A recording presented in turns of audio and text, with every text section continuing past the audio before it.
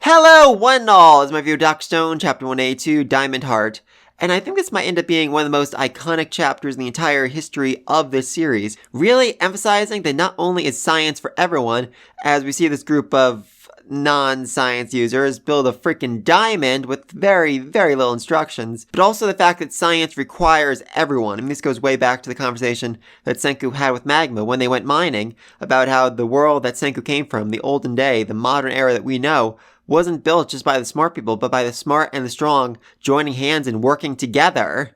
And, I think it's emphasized even more by the fact that one of the two main ingredients for making diamonds in this chapter was tungsten. The metal they were only able to harvest, the metal they were only able to find because Magma was with them, because he was lending them a helping hand. And it could certainly be argued that that big vat of methanol they find is a symbol of Zeno's science mixing with Magma's strength to create the diamonds. But if you take a step back and really think about it, the first person to create methanol, the first person to create alcohol, was not in fact Zeno or Senku. It was Taiju. He came up with the idea of stomping grapes to create wine, and he stomped on those grapes to actually make the wine, before Senku could even think of it. And that just really does emphasize the teamwork, how every person plays a role in creating all of this. I mean, even Zeno, who says he's only helping because he doesn't want Senku to gain a scientific advantage over him, straight up points out the main flaw in the diamonds to Senku. I mean, he justifies it to Senku, saying, oh, well, you would have figured it out sooner or later. But there is that spark in his eye again, the humanity back and the love for science that's shining through,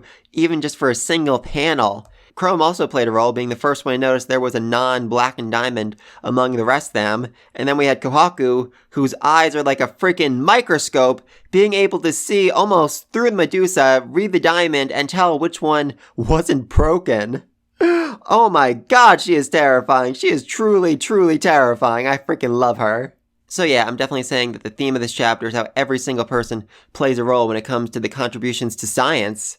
And, the main theme throughout this entire series has been that science isn't this mythical, crazy thing that only brilliant eggheads can understand. It's something that if you really take a look at the smallest parts of it, any person can understand it, and they can build on that knowledge to learn more and more about it. Anyway, yeah, that was my quick little ramble on the themes and meaning of all this. Let's get to the start of this. So at the beginning of the chapter, Senku and the rest of them are floating down the Amazon River, covering the boat in Medusas so that it can't be detected by radar. And I think this does answer a question I was wondering at the end of last chapter. Where exactly are they going? Well, I don't think they're actually going anywhere. I don't think they have any, destination or goal in mind, some place they need to go to. It's not like they put in the coordinates of, okay, we're going to Machu Picchu now.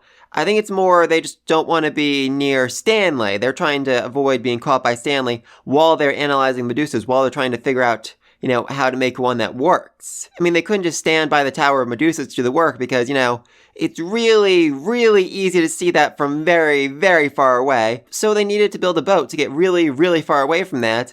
But if the boat was detectable by radar, then Stanley would find them just as easily. So they built a stealth tech boat so they can basically, work in the Medusas until they get one that actually works and use it against Stanley. Which really would not be all that hard. I mean, all they'd have to do is basically stick Medusa on the shoreline, say, 1 mile, 1 hour, as Stanley's getting closer to them, and then, once Stanley gets in range and activates, then their whole crew will be turned to stone, huzzah! Or they could just go with a suicide attack, have a whole bunch of them, basically try to ram Stanley with their boats, and then as soon as they get within range, just activate the Medusa, petrify themselves, petrify Stanley's team, Senku and anyone else could just be waiting on the shoreline for this to happen. Then he can just, slowly wander over, unpetrify his team, tie up the statues of Stanley's team, then slowly wake them up.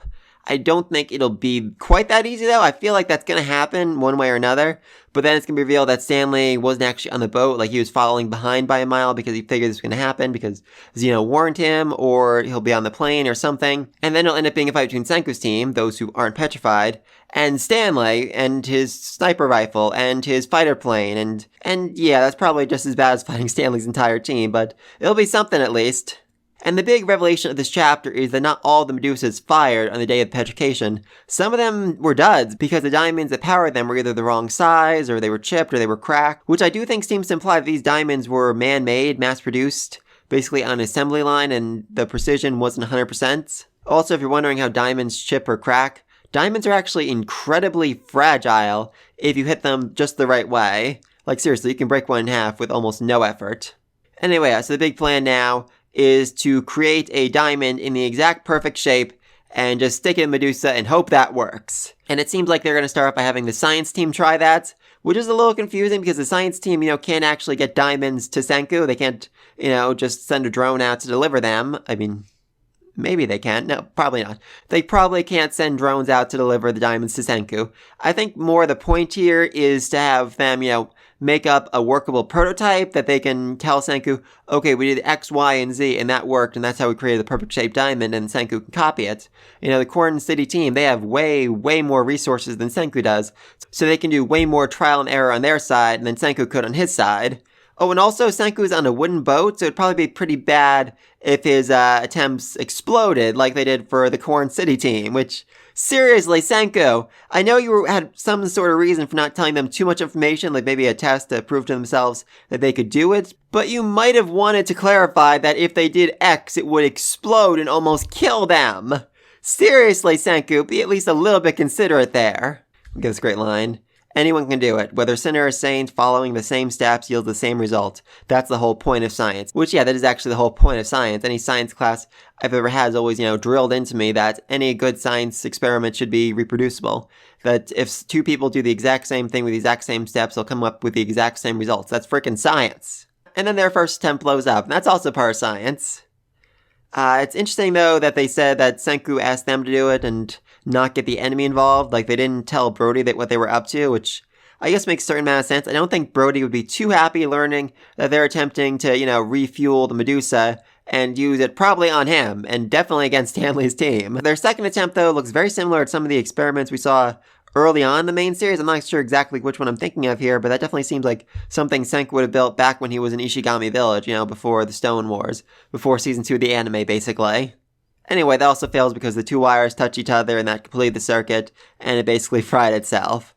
But they finally managed to get some results. I mean, they're ridiculously small, but they do actually manage to create freaking diamonds, which, alright, good for you guys. I mean, seriously, you were given almost no instructions except the basic ingredients, and you managed to make freaking diamonds. That's impressive. I like that. And I guess the next step is to create diamonds more similar to the shape that Senku needs to power the Medusa. And then once they perfect the method, they'll tell Senku exactly, the blueprints for building it. He'll make it on his side, and then they will have all the diamonds they need to declare war against Stanley. But we also have Xeno, who's definitely plotting something last chapter. My guess is that he's either going to do, a gen move here, swap out the functioning Medusa for a non-functioning one that they throw at Stanley only for it to do absolutely nothing, and then he'll laugh maniacally. Or maybe he'll end up stealing a functioning Medusa for himself, using it on Senku and the rest of them, even if it means that he himself is petrified, because he figures sooner or later Stanley will find him, and be able to wake him up and basically detain Senku, or kill him. Honestly, at this point, it seems way, way more likely that Stanley would just kill Senku, because he's too much of a distraction to Xeno. I can see that happening. I mean, obviously it won't happen, but I can see that being Stanley's mindset right now.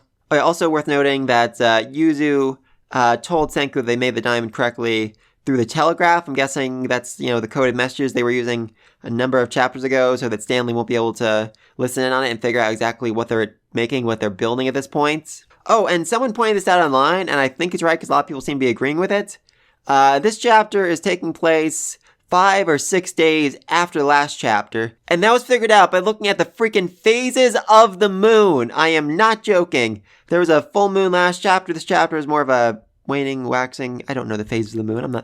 That's not my area of expertise at all. I mean, that seems insane, like they're looking, way too hard into it. But with this series, and with the level of detail I have seen in certain parts of it, I would not be surprised. Plus, there's the fact that the moon has such a significance to the series. So I feel like that's something the author would actually keep track of. And yeah, the moon might actually be a good way of telling how much time has passed in the series. God, I freaking love that. And I don't think that's too crazy of an estimate, given just, the number of Medusas they've taken apart, the number of diamonds we can see on the table at this point. I mean, they've clearly been at this for a while, so 5-6 days might actually make sense. But please, let me know what you think of all this down below. What's Senku's plan now that they can create diamonds? How are they going to perfect the creation of them to fit the Medusa? Does Senku have the necessary resources to build diamonds for himself? When he does, what's his plan going to be to take out Stanley? And how is Xeno planning on betraying him? But before I go, I just want to say something real quick. I have started college once again. Yay! And unfortunately, that's going to end up taking a lot of my time. So sadly, there's probably going to be delays in a bunch of my videos. I'm going to do my best to make sure I never miss a week of Dr. Stone or My Hero Academia, but you should expect some delays. The videos might end up going up a few days later, and I might not respond to comments as quickly as I have in the past. I am sorry about that, but I'm going to try my best. But yeah, until next time. Peace.